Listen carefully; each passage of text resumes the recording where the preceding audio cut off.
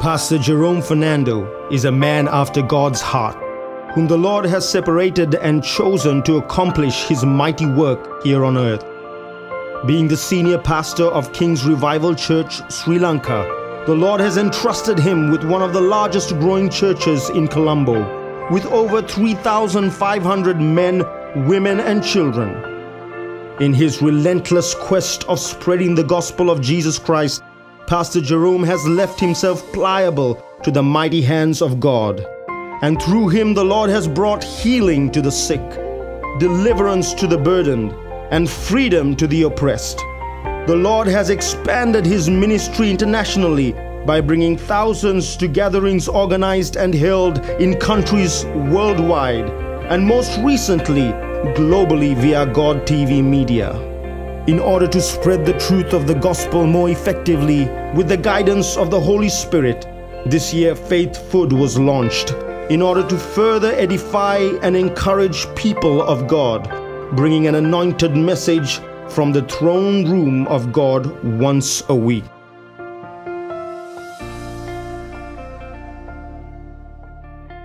Welcome back to another Faith Food broadcast on pastorjerome.org. I'm sure you've been blessed in the last few weeks hearing other dear men of God in our ministry through various words inspired by the Spirit in their lives.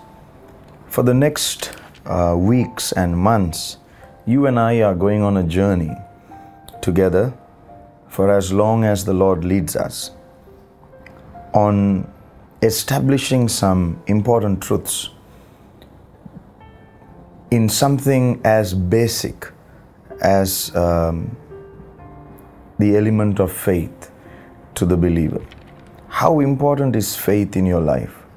We hear so many messages on faith, and it inspires our faith, and we hear of building our faith. And faith is a word like love, mostly misunderstood. And the trouble that we're having when it comes to faith, most people, from my experience and being pastoring now for many years, the experience I have especially when I counsel people, I understand that many still haven't understood what faith really is. So we're going to take a few weeks, maybe even months, you and I together, every week we are going to look at this aspect or element or the law of faith. What is it? We're going to look at it from different angles, like a diamond. We're going to look at it from one angle, another angle, from different angles, and we're going to study this element of faith. What is faith? Why do I need faith? What's the reason for faith? Because to an atheist, faith is foolishness. To the child of God, you must have a reason for your faith. So let me title what I'm teaching today, let's call it the reason for faith. The reason for faith. You have to have a reason for your faith. And we're going to start with Hebrews chapter 4, verse 1 and 2. And here's what it says. Let us therefore fear, lest a promise being left us of entering into his rest, any of you should seem to come short of it. For unto us was the gospel preached as well as unto them, but the word preached did not profit them, not being mixed with faith in them that heard it. Let me explain this. If you are watching this broadcast today, the question you need to ask pertaining to what we're sharing is this. Pastor Jerome, why should I ever have faith? What is the reason for it? There should be a reason for everything. If you get married, there should be a reason for it. Having children, there should be a reason for it. Everything has to have a reason. Anything that does not have a reason is what we can categorically call foolishness. You can call it foolishness, especially if you do not have a logical explanation for it. What's the reason? What's the reason for faith? So in Hebrews chapter 4, verse 1 and 2, it's a comparison between the Old Testament saints and the New Testament. Now, you and I are part of the New Testament church. But in the Old Testament, God called a man by the name of Abraham, and through Abraham began the Jewish nation of Israel.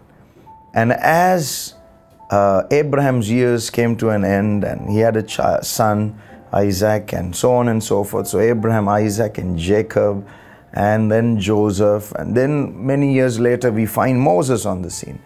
By that time, God's people were slaves for 430 years. And so God shows up in this man called Moses' life and tells Moses, look, I have heard the cry of my people. I want to bring them into a land flowing with milk and honey. That was God's promise. And that was God's intention. He had intention. He had given Moses a promise.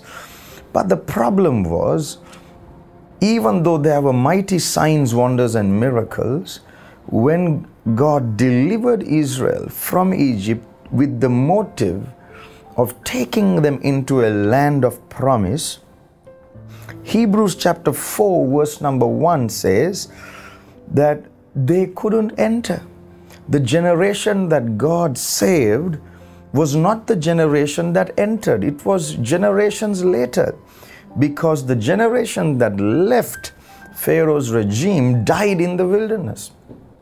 Why did they die in the wilderness? Because they were eternally complaining and murmuring, and one area of difficulty they were always having is their inability to cooperate with God's ways. Why was it?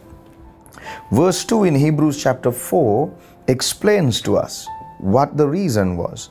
For unto us was the gospel preached. That means the New Testament saints, as well as unto them. There was a good message, a good news preached through Moses, inspired by the Lord, to Israel, saying, look, God has a plan for you. Come, the promised land is waiting.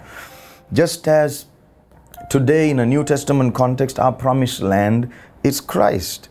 Christ is our promised land. And for the Old Testament saints, it was Canaan. Canaan, the land flowing with milk and honey. Gospel was preached unto them as well as unto them, but the word preached did not profit them. I want you to focus your attention on that. The word preached to them did not benefit them, did not profit them. Can you believe that? The same happens today in church. People listen and listen and listen and listen and hear the preaching, but there is no profiting. The reason that there is no profiting is because Hebrews 4:2 says they didn't mix it with faith. They only heard it, but if you are ever going to fix it, you have to mix it. If you want to fix your life, you have to mix it with faith. So here is the reason for faith, because for the Lord to take you from A to B, He is unable to do it unless you cooperate. And for you to cooperate, you use what is called faith. Faith is that which connects you to the frequency at which God really deals with His people. Without it, it's very difficult. It's very difficult. So, in conclusion today, I want to tell you, God had a good plan for them. God had a land plan for them. The Lord sent a deliverer by the name of Moses. Every victory was prearranged by the Lord. The battle was the Lord, the victory was Israel's. Yet, the scripture emphatically says in Hebrews 4:1 that they couldn't enter into God's rest. That means that permanent dwelling place of safety and peace. They couldn't get there. Why?